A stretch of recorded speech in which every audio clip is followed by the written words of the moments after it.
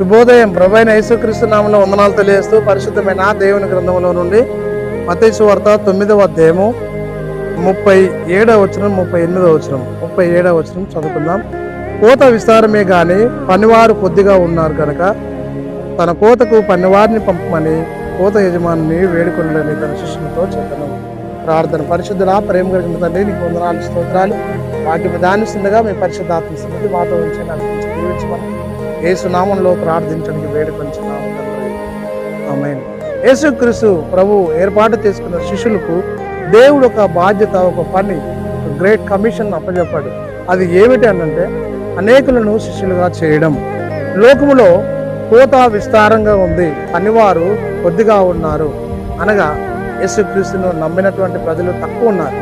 కాబట్టి యేసయ్యను నమ్మాలి, రక్షణ సువార్త ప్రకటించబడాలి, అనేకులు మారు మనసు పొంది పశ్చాత్తాపడి దేవుణ్ణి అంగీకరించి పరలోక రాజ్యానికి వారసులుగా లోకంలో సిద్ధపడాలి. పనివారు అనగా సేవకులు పంపమని వేడుకున్న వాళ్ళను అని ప్రార్థన చేయాలని శిష్యులతో మాట్లాడుతూ ఉన్నాడు.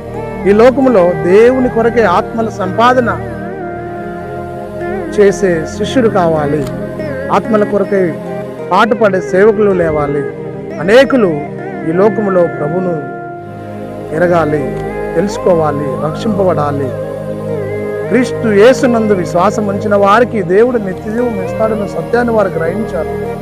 ఈ లోకములో క్రీస్తు తాను 33.5 జీవిత పరిచర్య కాలములో అనేకులను దేవుని కొరకు సిద్ధపరచాలని, అనేకులకు దేవుని రాజ్య వారసులుగా వారిని చేయాలని క్రీస్తు లోకానికి వచ్చి ఉన్నాడు. మాదిరి అయిన క్రీస్తుని కలిగి ఈ లోకంలో నీవు నేను కూడా వర్ధిల్లినట్లు పరిశుద్ధాత్మ దేవుడు మనందరికీ సహాయం చేసి నడిపించి దీవించును గాక. ఆమేన్. పరిశుద్ధుడా, ప్రేమ కలిగిన తండ్రి, వందనాలు, స్తోత్రం చెల్లిస్తూ వాక్యం దానిస్తున్నాను. యేసు నామములో ప్రార్థించడం వేడుకొంచున్నాను.